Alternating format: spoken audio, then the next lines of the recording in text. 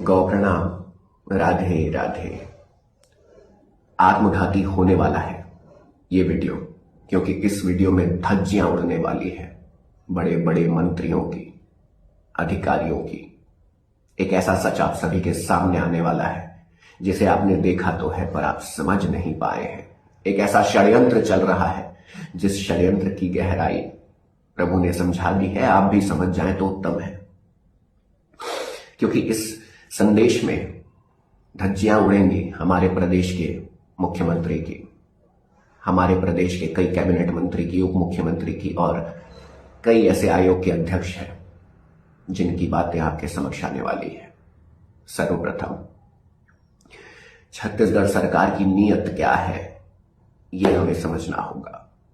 हमारे सनातन को आधार बनाकर ये जीतते हैं अपना इलेक्शन और उसके बाद स्वयं धज्जियां उड़ाते हैं। वह कैसे? तमाम प्रस्ताव दिए गए, पूरे संयम के साथ प्रतीक्षा की गई, किंतु बावजूद इसके केवल जिसे कहते हैं झुंझुना, कुछ प्राप्त नहीं हुआ। कड़े शब्दों का उपयोग, सुनने को तैयार रहिए। सरकार, सर्वप्रथम छत्तीसगढ़ सरकार के समक्ष गौ अभ्यारण्य की बात रखी गई, कैंसल्ड। धन नहीं, क्या करने का मन नहीं। जीएसपी का प्रस्ताव रखा गया, गौ सेवा पुलिस। नियत ही नहीं, गौ हत्या रोकना ही नहीं चाहते। कानून में संशोधन की बात की गई, क्रॉस। यहां तक कि गौठान से गौधाम का प्रस्ताव दिया गया, कैंसल। टाई अप की बात की गई, हमारे ही भारत देश के परम आराध्य श्री शंकराचार्य जी महाराज के द्वारा यह प्रस्ताव लेकर काशी गया था मैं। घंटों उनसे मिलकर यहां के विभाग से ऐसा टाई अप करा लो जिससे कम से कम सरकार नहीं कर पा रही है तो वो कर ले, कैंसल। यहां अहंकार आ गया। गोमय उत्पाद केंद्र के लिए तमाम रिसर्च की गई, हरियाणा जाके आया। हर एक पहल को यहां पर छत्तीसगढ़ सरकार के द्वारा रौंद दिया गया बेदर्दी से। वह प्रस्ताव मेरा नहीं था, वह प्रस्ताव गौकाज का था। एक नहीं अनेकों बार छत्तीसगढ़ प्रशासन के द्वारा हमारी माताओं को केवल और केवल रौंदने का प्रयत्न जारी है, और अब हमारी बारी है। छत्तीसगढ़ सरकार के कुछ सत्य आपके समक्ष रखने जा रहा। 24 अक्टूबर 2024 को लगभग एक वर्ष के निरंतर प्रयत्न के बाद सरकार को एक अनुसंधान के साथ, डिटेल के साथ संदेश भेजा गया, जो कि हिंदी एवं अंग्रेजी भाषा में भेजा गया।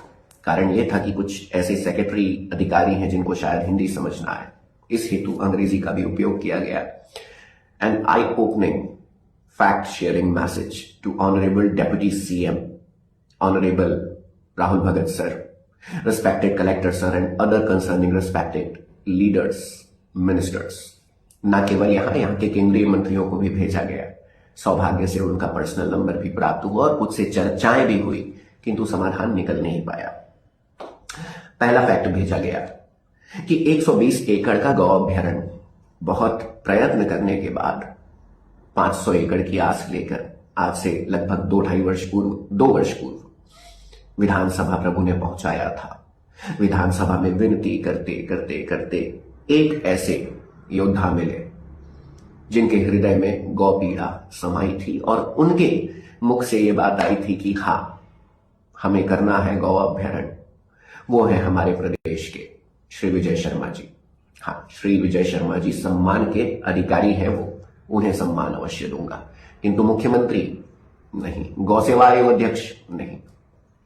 120 एकड़ की भूमि प्राप्त तो हो गई।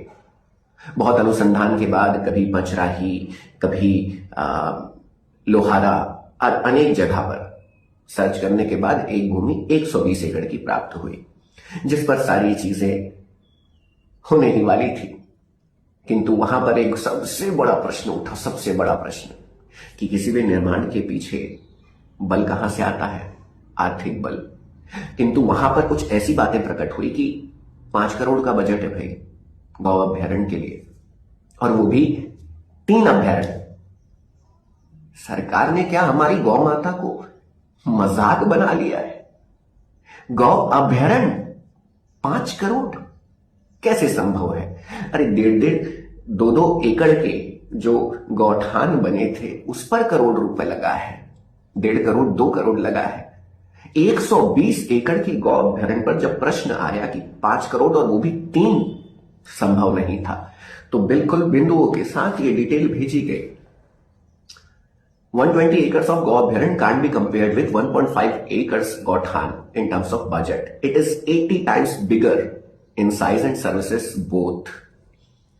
80 गुना बड़ा है ये 1.5 एकड़ से। उसकी परिकल्पना को सत्यता की ओर लाने के लिए क्या 1.5 करोड़ 2 करोड़ या 5 करोड़ एक अंश भी होता? दूसरा, Go Abhyaran is the single visible practical option as of now, which is almost solving all the current Govansh related problems, both sides safeties. आज गौवंश की दुर्दशा के साथ हम दो पैर वालों को भी, हम मनुष्यों को भी अत्यधिक समस्याओं का सामना करना पड़ रहा है।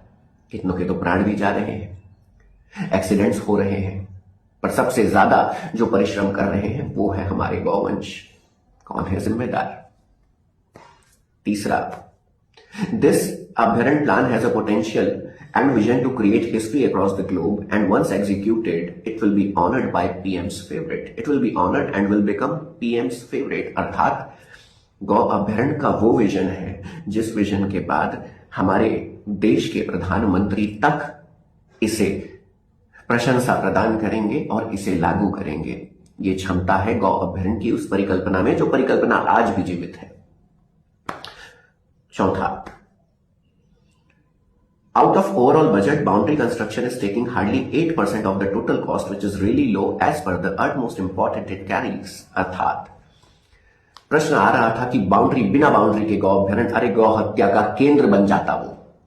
अगर गौ अभ्यारण्य की बात कर रहे हैं, वहां गौवंश एकत्रित हो रहे हैं हजारों में, कम से कम 5000 गौवंश रहते, और बिना बाउंड्री के किसी ने एक तार काटी तो, पर उसमें भी समस्या थी प्रशासन को और है आज तक कि नहीं बाउंड्री क्यों, इनको तो बस फेंक दिया जाए कि यह मंशा, पर इस मंशा को स्पष्ट किया गया कि ये क्यों इंपॉर्टेंट है।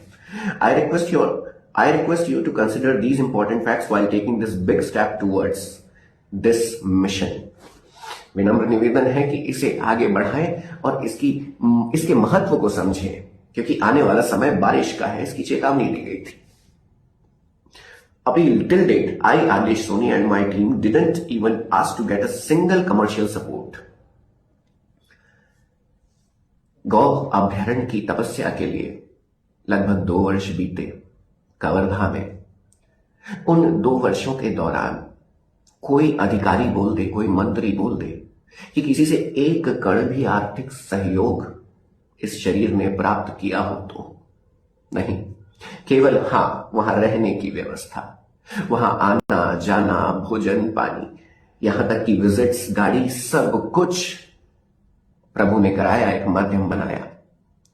किंतु ये बात को यहां कोई दिखावे के लिए नहीं, किंतु कहना इसलिए पड़ रहा है क्योंकि इस हेतु भी सरकार से आस नहीं रखी गई कि वो मेरे या मेरे सेवा साथियों के व्यय को अपने सर पर ढोए, नहीं चाहिए। Even our selfless Gau Seva service is active 24/7 in entire Chhattisgarh state, including rescue, treatment and feeding. शायद आप सभी को ज्ञात हो कि जो काज सरकार का है, आज प्रभु ने सौभाग्य दिया है, इसकी कोई शिकायत नहीं है कि हम कर रहे हैं, हम एक माध्यम, तुच्छ से माध्यम बने हैं। किंतु जो सरकार को करना चाहिए, आज आप सभी जानते हैं छत्तीसगढ़ में, विशेषकर रायपुर में कहीं पर भी एक्सीडेंट हो रहे हैं, तत्काल हमारी टीम पहुंच रही है, रेस्क्यू कर रही है, सर्विस कर रही है, एडमिट कर रही है। किंतु उसकी सीमा है, उस सीमा के ऊपर हम अधिक से अधिक 2, 3, 4, 500 गौवंश की सेवा करने योग्य आज है, किंतु 5000, 10,000, लाखों गौवंश की सेवा करने योग्य आज नहीं है हम आर्थिक रूप से। इसलिए विवशता पूर्वक सरकार के समक्ष ऐसे खड़े हैं। अगर प्रभु ने सक्षम बनाया होता उस रूप से, आर्थिक रूप से, तो आज ये नौबत ही नहीं आती। प्रभु साक्ष्य है, गौ माता साक्षी है। जीवन की अंतिम रोटी भी बची हो तो वो मां को जाएगी, स्वयं को नहीं।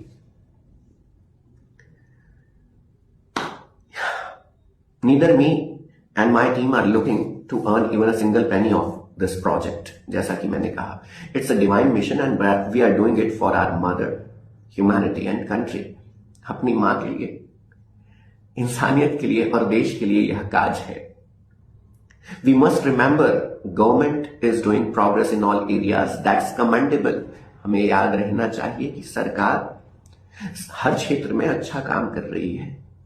इस पर हमें गर्व है.